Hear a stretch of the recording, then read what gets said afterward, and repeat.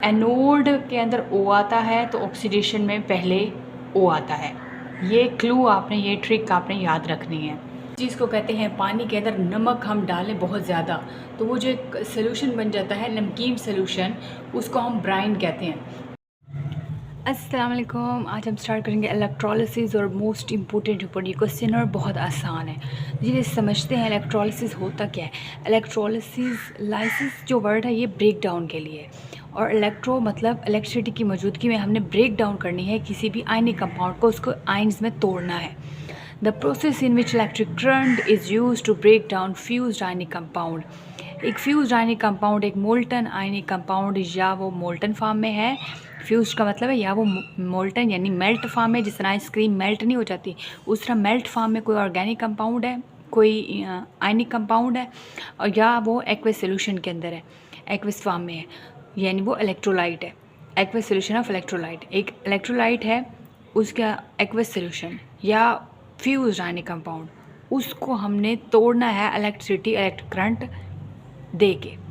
Electric current यहाँ पे हम देंगे, इस प्रोसेस में इलेक्ट्रिक करंट यूज़ होगा, और आयनिक कंपाउंड जो कि फ्यूज फॉर्म है यानी मोल्टन फॉर्म में है या एक्वस सोल्यूशन के अंदर है इलेक्ट्रोलाइट के, तो उस चीज़ को फिर हम कहेंगे इलेक्ट्रोलिसिस।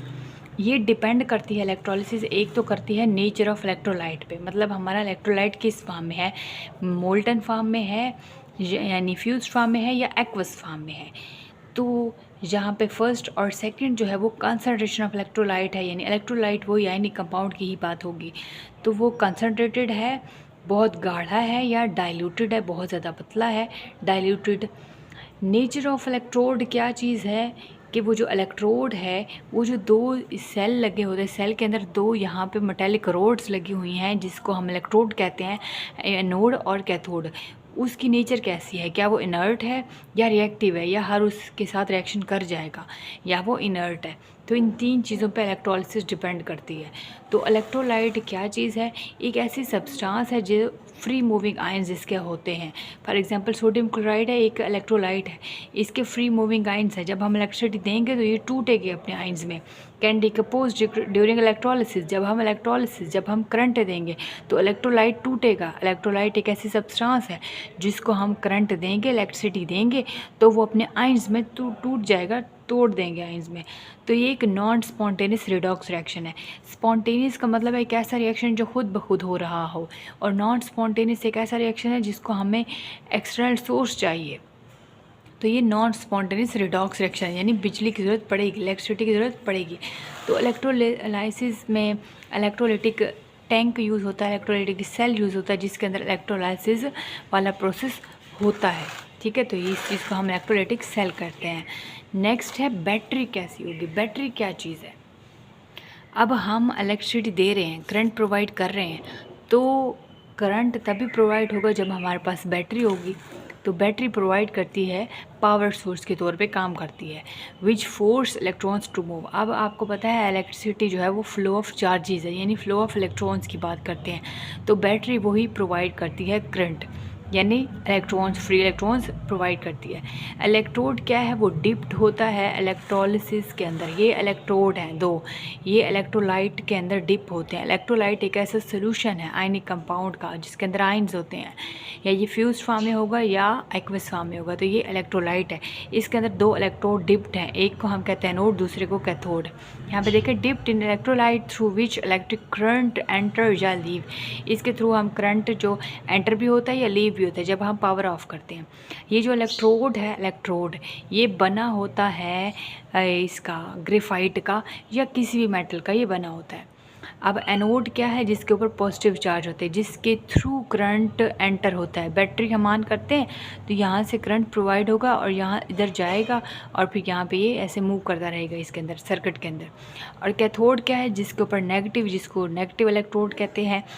इलेक्ट्रॉन्स मूव करते हैं, इलेक्ट्रॉन सर्किट एनायंस मूव। यहाँ पे अब देखें, आयन्स मूव करते हैं इलेक्ट्रोलाइटिक सेल के अंदर, आयन्स यहाँ पे मूव करेंगे और इलेक्ट्रॉन्स यहाँ बाहर मूव करते रहेंगे।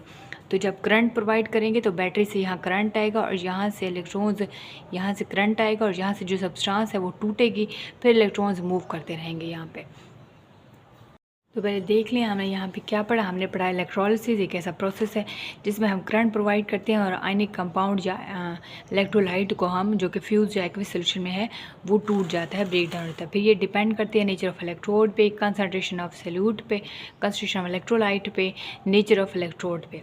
इलेक्ट्रोलाइट क्या है? एक ऐसी सब्सटेंस है जो इसके अंदर फ्री मूविंग आइंस होते हैं और जब करंट प्रोवाइड करेंगे तो वो डिकम्पोज हो जाएगी, टूट जाएगी और ये एक नॉन स्पॉन्टेनियस रिडॉक्स रिएक्शन हो रहा होता है।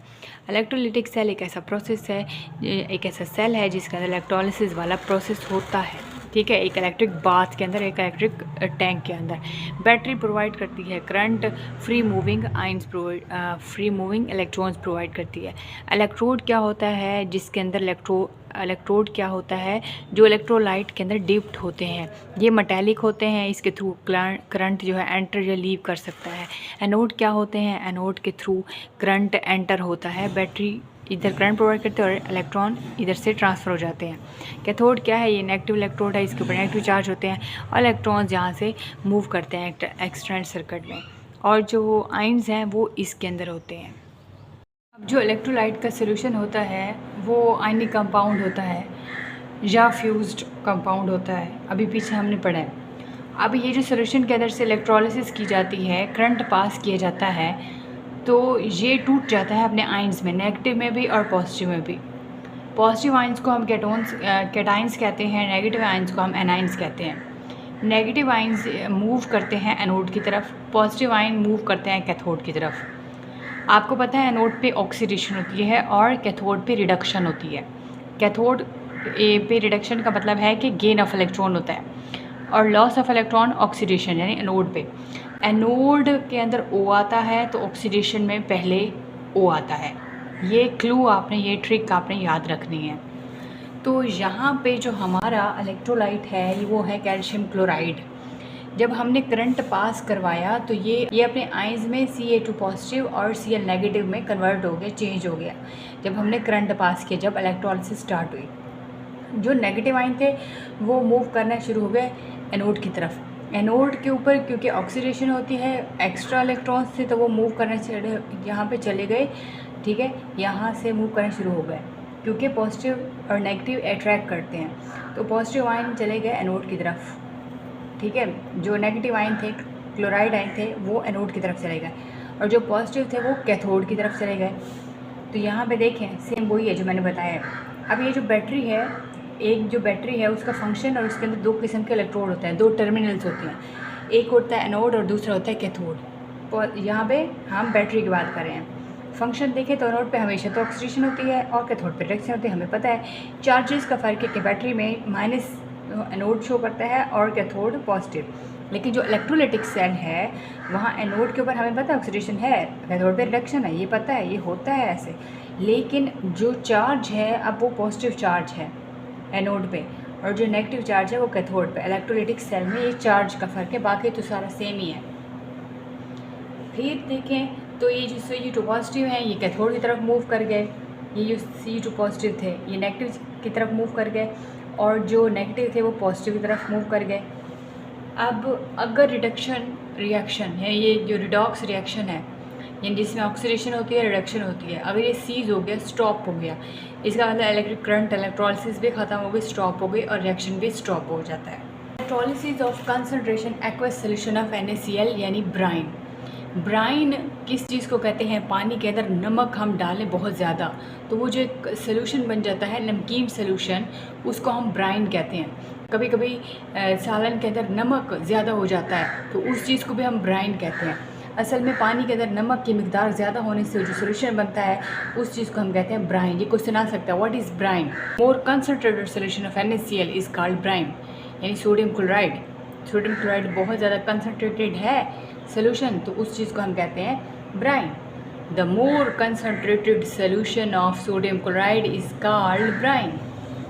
तो अब हम यूज़ कर रहे हैं ये वाला एक्विस सोल्यूशन ले रहे हैं ब्राइन, और हम दो किस्म के इलेक्ट्रोड यहाँ पे यूज़ कर रहे हैं, इनर्ट इलेक्ट्रोड। एक इनर्ट इलेक्ट्रोड, एक है ग्रेफाइट और दूसरा है प्लैटिनम। ग्रेफाइट के ऊपर एनोड है और प्लैटिनम हमारा कैथोड है। ब्राइन हम सोल्यूशन ले रहे हैं, इसके अंदर दो किस्म के चार्जेस हैं। अब पानी के अंदर ये NaCl है क्योंकि हमने कहा है कि ब्राइन क्या होता है? पानी के अंदर नमक का सोल्यूशन, नमक और पानी, इसका जो सोल्यूशन है वो ब्राइन कहते हैं। तो यहाँ पे देखें Na पॉजिटिव Cl नेगेटिव है, यानी नमक है, उसके आइंस हैं, और यहाँ पे वाटर भी है, H2O भी है, 2 किस्म के आइंस हैं।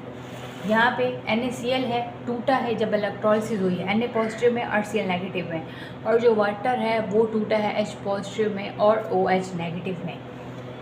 NaCl अपने एनाइंस में यानी Cl नेगेटिव में और कैटाइन Na पॉजिटिव में कन्वर्ट हुआ है।